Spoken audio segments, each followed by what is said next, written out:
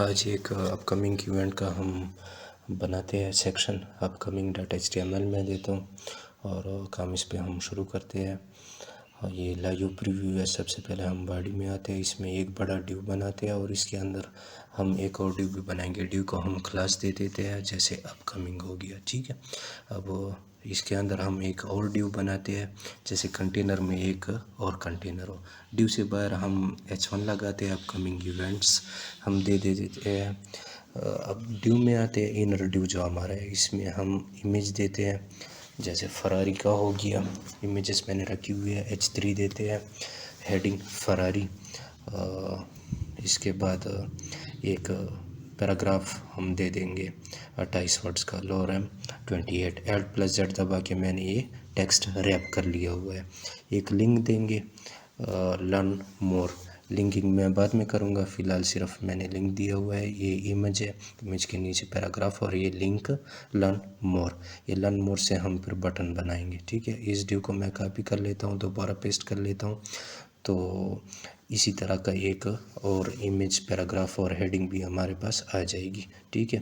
अब इस डिव को भी मैं क्लास दे देता हूँ हीरो, और जो नीचे वाला डिव है जो कॉपी पेस्ट किया हुआ है हमने, इसको भी मैं क्लास दे देता हूँ हीरो। तो सबसे पहले हम स्टाइल में आते हैं। अब स्टाइलिंग हम शुरू करते हैं। स्टाइल में हम पहले बॉडी सेलेक्ट करते हैं और बॉडी में मैं बैकग्राउंड दे देता हूँ, linear background, to right comma red comma black, ठीक हो गया। तो ये हमारा आ गया है बैकग्राउंड। अब इसके बाद हम फ़ॉन्ट फैमिली देते हैं, वही sans serif का। तो ये टेक्स्ट कलर हमारा चेंज हो गया है। अब इसके बाद मैं टेक्स्ट लाइन भी सेंटर कर लेता हूँ, ताकि सारा टेक्स्ट हमारा सेंटर में आ जाए। अब नीचे आते हैं, ये डिव सेलेक्ट करेंगे डॉट हीरो से, ठीक है। क्लास सेलेक्ट करने का तरीका यही है कि डॉट लगाएंगे और क्लास का नेम।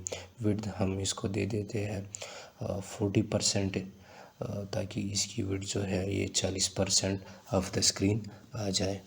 अब डॉट अपकमिंग कंटेनर, जो बड़ा कंटेनर था वही सेलेक्ट करते हैं। डिस्प्ले हम फ्लैक्स करते हैं, फ्लैक्स में सारी चीज़ें लेफ़्ट साइड में आ जाती है। इमेज विड्थ में दे देता हूँ 33%। अब इमेज दोबारा 100 कर लेता हूँ, ठीक है। तो जितना हमारा डिव है उतना ही आ जाएगा। डॉट हीरो में हम मार्जिन दे देते हैं 10px, तो ये देखे थोड़ा सा फासला बीच में आ गया है। टेक्स्ट लाइन में सेंटर कर लेता हूँ बड़े कंटेनर में। तो दोबारा हीरो में आते हैं। हीरो में हमारे ये दोनों डिव पड़े हुए हैं, इनको मैं बॉर्डर 1px सॉलिड दे देता हूँ। तो आप देखिए ये दोनों डिव में सॉलिड आ गया। डॉट हीरो से हमने सेलेक्ट किया हुआ है और ये दोनों पे काम हो रहा है। बॉक्स शेडो मैं दे देता हूँ, मेरा फेवरेट 4px 7px 7px और 0px रेड, ताकि ये कलर हमारा रेड हो जाए।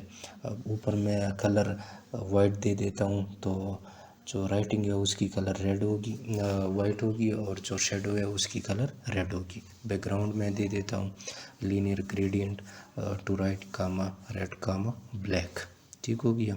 रेड की ओपेसिटी थोड़ी कम कर लेते हैं ताकि थोड़ा ज़्यादा ब्लैकिश हो जाए, ठीक हो गया।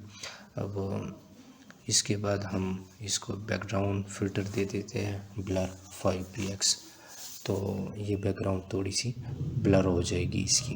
अब H1 पे काम करते हैं, कलर इसका वाइट कर लेते हैं। टेक्स्ट डेकोरेशन में दे देता हूँ, ट्रांसफॉर्म पहले कर लेते हैं कैपिटलाइज। टेक्स्ट डेकोरेशन में मैं ये अंडरलाइन कर लेता हूँ, ठीक है। तो ये अंडरलाइन हो गया। अब दोबारा इमेज में आते हैं,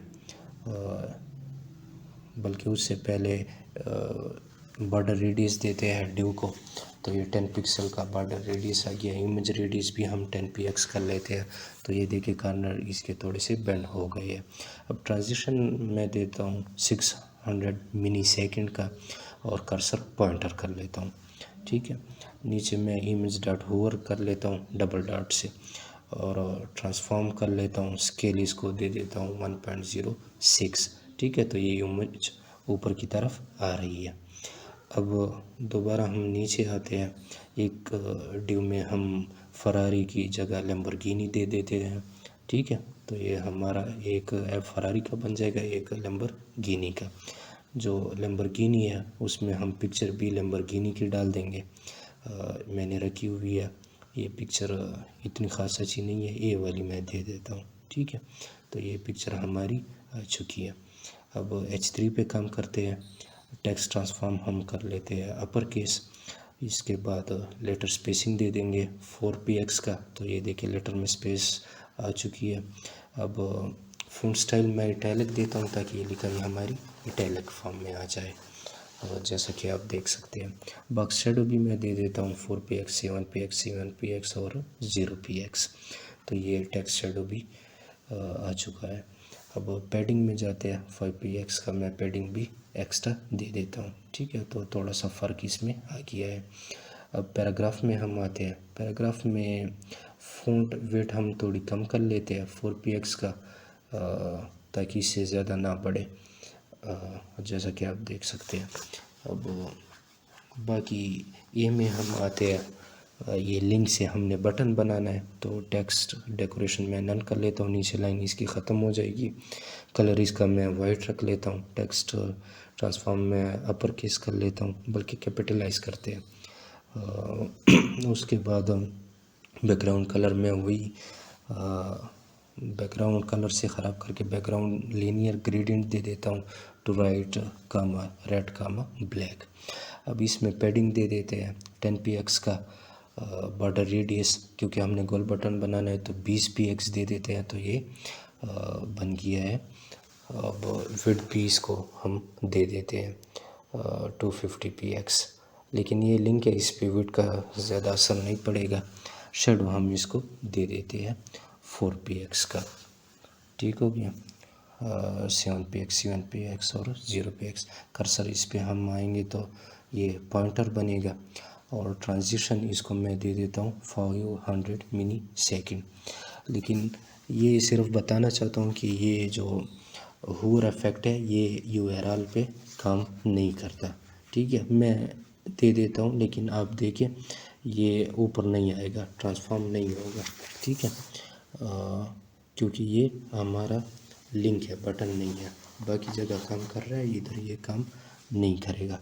अब जो ड्यू में हम आते हैं, ये प्यारा नहीं लग रहा है, साइड पे स्पेसिंग ज़्यादा है, तो विड्थ की परसेंटेज हमने 40 रखी थी, 45 रखेंगे। अभी भी थोड़ा फासला इसमें होगा, क्योंकि स्क्रीन में 100% होती है और हमें दोनों ड्यू 50% के रखनी चाहिए। ठीक है, दोबारा हम ऊपर जाते हैं, एक बार चेक कर लेते हैं। ठीक है, थोड़ा फासला कम हो गया है, लेकिन अभी भी फासला इनमें काफ़ी ज़्यादा रहता है। तो इसमें जाते हैं और 50% रख लेते हैं। अब इसमें फासला ख़त्म हो जाएगा, और होर में मैं कलर रेड दे देता हूँ। ठीक है, ताकि थोड़ी सी चेंजेस हो बटन में। तो ये आप देखिए अब एक्स्ट्रा स्पेसिंग ख़त्म हो गई है, और नीचे हम